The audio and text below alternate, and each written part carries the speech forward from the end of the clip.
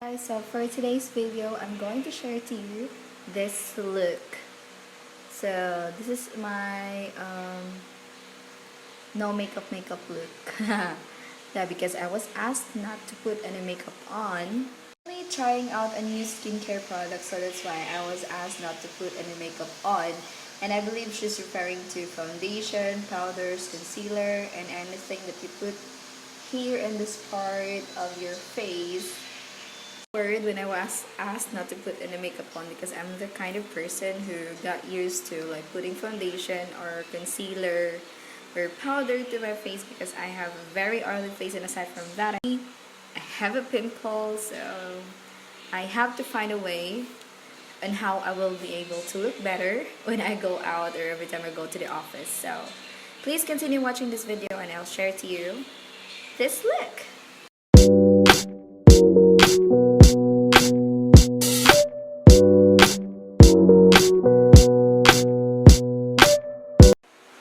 So I already applied toner on my face. So right now we're putting sunblock. So you can use whatever type or kind of sunblock you have with you.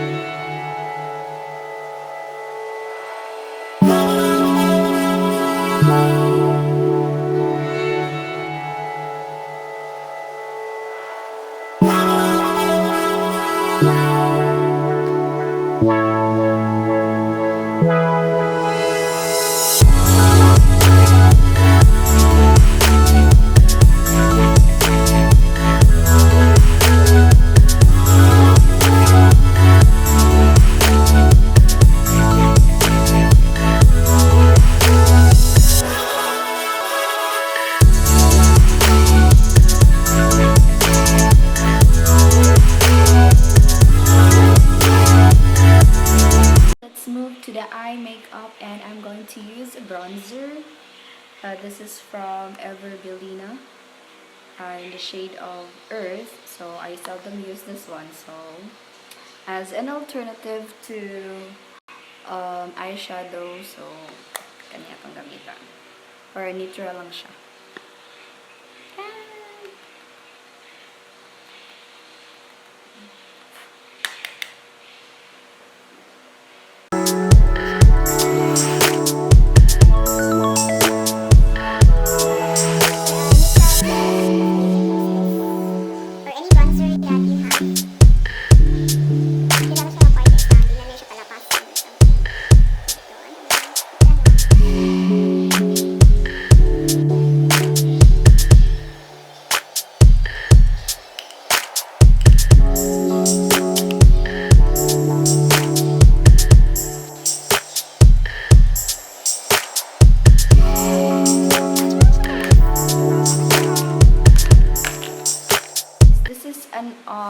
Optional rin siya.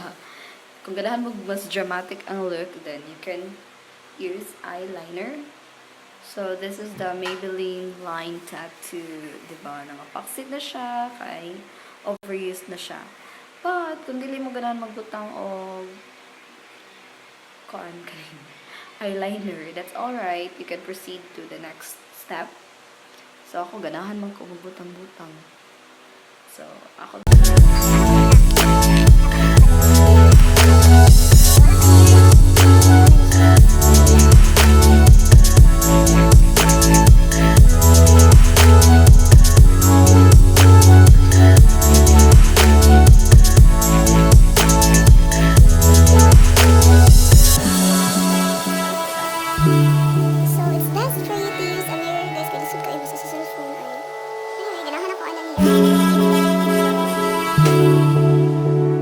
wala na lang ako i-film ang pagbutang sa eyeliner sa tikas mata kay lisod kaayo. Wala ko yung mirror nga gamay.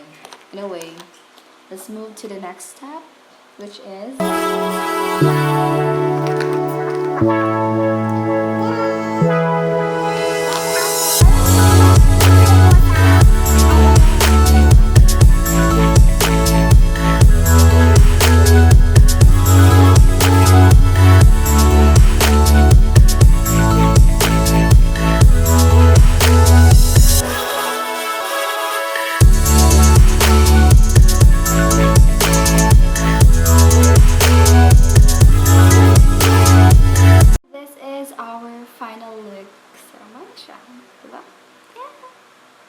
simple lang, natural.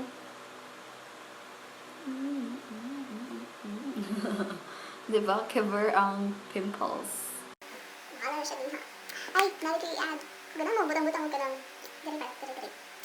Pwede sa din. Fashion 21 for only 195 pesos. So, kung Guys, if ever you're worried about your oily face, basig mag-oil up mo niya, and especially nga wala tayo foundation, concealer, or powder for this look. So, always bring with you your blotting sheets. Okay, this is what I've been using na to remove those oils. Okay, di man dyan na tumalik ko yun, unfortunately.